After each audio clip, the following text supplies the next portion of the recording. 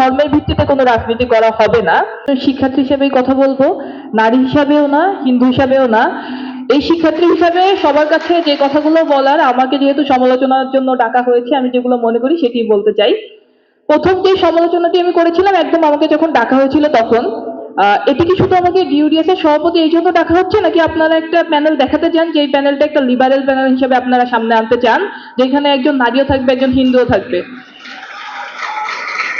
আমার সাধারণ সম্পাদক যখন কথা বললেন, তিনি ছাত্র সংঘ নিয়ে যে আলাপটি দিলেন, আমি এই আলাপটি নিয়ে সমালোচনা শুরু করছি। আমি একটু এক্সপ্লেন করব।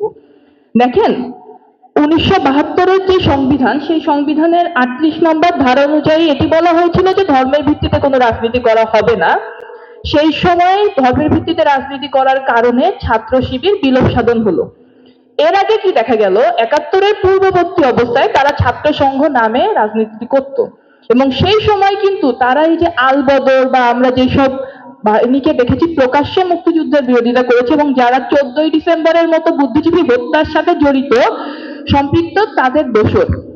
এর পরবর্তীতে দেখা গেল যেহেতু 72-এ আর ধর্মভিত্তিক রাজনীতি করাটি গেল না, পরবর্তীতে আবার 76 সালে যখন তৎকালীন রাষ্ট্রপতি এই 38 ধারা বাতিল করলেন, তারা 77-এ এসে নতুন করে ছাত্র শিবির নামে সংগঠনটি তার কার্যক্রম শুরু করলো। এখন বিষয় হচ্ছে, বর্তমানে এই একই টেন্ডেন্সি আমরা বিগত ফ্যাসিস্ট আমলেও দেখেছিলাম। বিজিবি হত্যার পরে বর্ডার গার্ড নাম হয়ে গেল বিজিবি। অর্থাৎ নাম পরিবর্তনের সাথে সাথে কি আপনাদের আদর্শ পরিবর্তন হয় কিনা আমরা দেখেছি। বিষয়টা কিন্তু এমন না, এই জন্য এখন সমালোচনা হচ্ছে।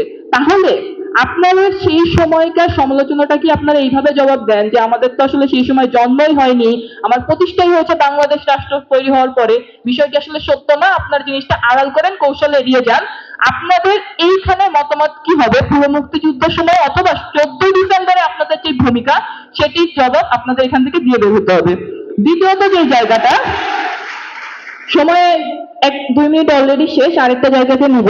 আমরা সবসময় এই জিনিসটি দেখেছি যে আপনি যখন কোনো কিছু নিয়ে রাজনীতি করেন, আপনি যখন সেই রাজনৈতিক প্রতিহিংসার শিকার হন, সেটিকে রাজনৈতিক প্রতিহিংসা হিসেবে রূপ দেওয়া হয়। কিন্তু শিবিরের সাথে যে সংস্কৃতিটা, সেটি দেখা যায় যে ধর্মীয় প্রতিহিংসা হিসেবে নিয়ে যাওয়া হয়।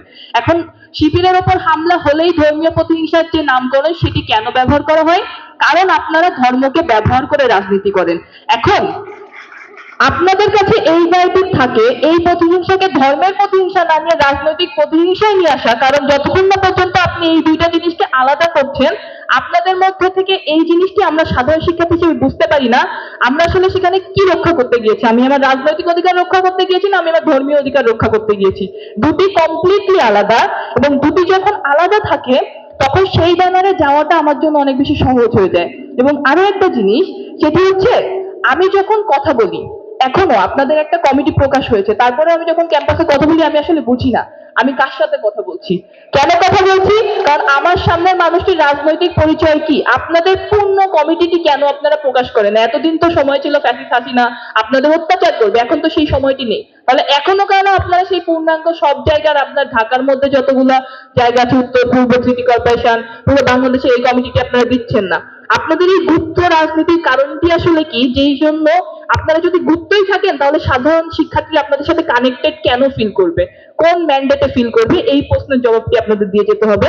এবং আমরা যারা জুলাই বিপ্লবে গিয়েছিলাম, জুলাই বিপ্লব কিন্তু কখনো এমনটি ছিল না যে এটি কোনো একটা গোষ্ঠীর। এখন দেখা যাচ্ছে কি, জুলাই বিপ্লবের পরবর্তী সময়ে আপনারা 9 দফা বলেন বা যে কোনো আন্দোলনে এই যে ক্রেডিটটা আস্তে আস্তে নিজেদের দিকে নিয়ে নেওয়ার যে টেন্ডেন্সিটা, সাধারণ শিক্ষার্থী থেকে আচ্ছা 9 দফার কারিগর তাহলে এরা, কিন্তু বিষয় হচ্ছে যে 9 দফার পুরো বাস্তবায়নটা এই যে ম্যাস মানুষ না থাকলে তো হতো না। ম্যাস মানুষ থেকে শুধু শুধু একটা গোষ্ঠীর দিকে টেনে, যখন একটা গোষ্ঠী টেনে নেওয়া শুরু করলো, তখন আমরা দেখলাম যে এখানে আরো অনেকগুলো রাজনৈতিক সংঘাত সৃষ্টি হয়ে গেল। সংঘাতটা কিরকম?